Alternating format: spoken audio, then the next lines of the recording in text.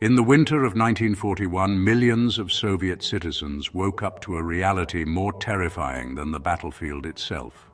No food, no heat, no certainty of tomorrow.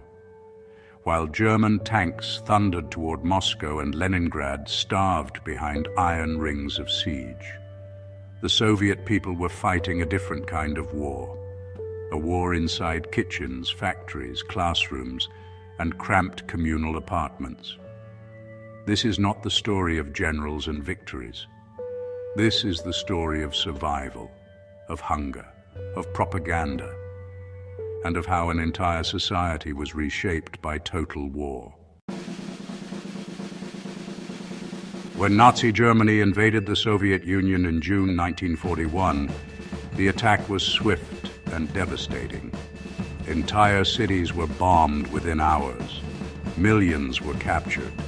Families were torn apart overnight.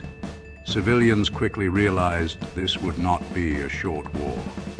Railways were overwhelmed with refugees fleeing west to east.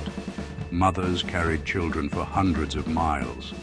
Elderly citizens collapsed along roadsides. Many never made it to safety. Yet retreat was not framed as fear. It was framed as duty. The Soviet state demanded endurance, sacrifice, and silence. Food became the most valuable currency in the Soviet Union. Ration cards determined who ate and who didn't. Workers in war industries received slightly more. Children, the elderly and the unemployed received less. Bread rations were often made with sawdust, pulp, or ground husks. Meat was rare. Sugar nearly vanished. Soup was stretched thin enough to see the bottom of the bowl. In besieged Leningrad, rations fell to just 125 grams of bread per day, barely enough to survive. People boiled leather belts, wallpaper glue, even book bindings to stave off starvation. Hunger wasn't an exception, it was policy.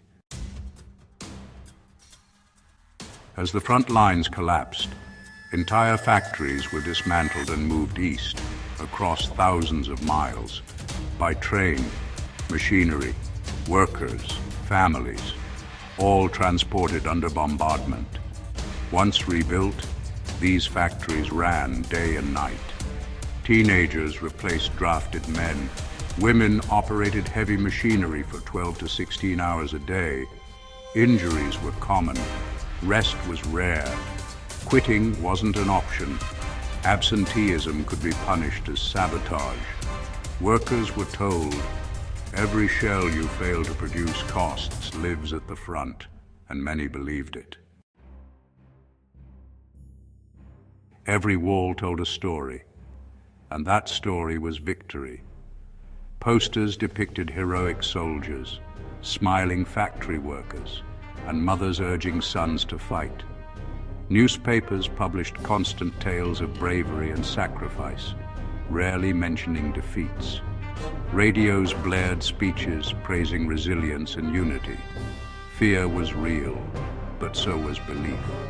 Criticism was dangerous. The secret police monitored conversations.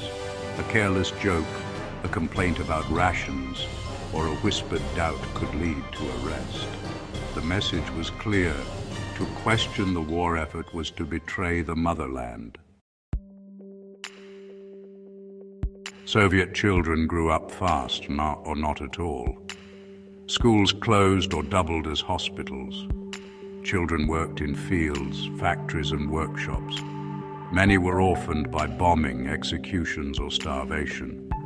Toys were replaced by tools. Lessons were replaced by labor. Yet even children were taught to see themselves as soldiers, just without weapons. Posters called them little defenders of the motherland. Survival became their education. Despite decades of state atheism, many Soviets turned back to religion in secret. Prayer offered comfort where ideology could not. Others leaned fully into Soviet identity, believing the war was sacred, existential, unavoidable. Some complied out of fear, some out of belief, most out of necessity. The line between patriotism and survival blurred completely. By the time the war ended, over 27 million Soviet citizens were dead, soldiers and civilians alike. The Soviet Union emerged victorious, but forever changed. Behind the parades and medals were empty villages, mass graves, and generations shaped by hunger and fear. Life inside the Soviet Union during the war was not just about fighting an enemy. It was about enduring a system that demanded everything and gave very little back. Victory came, but survival was the true battle.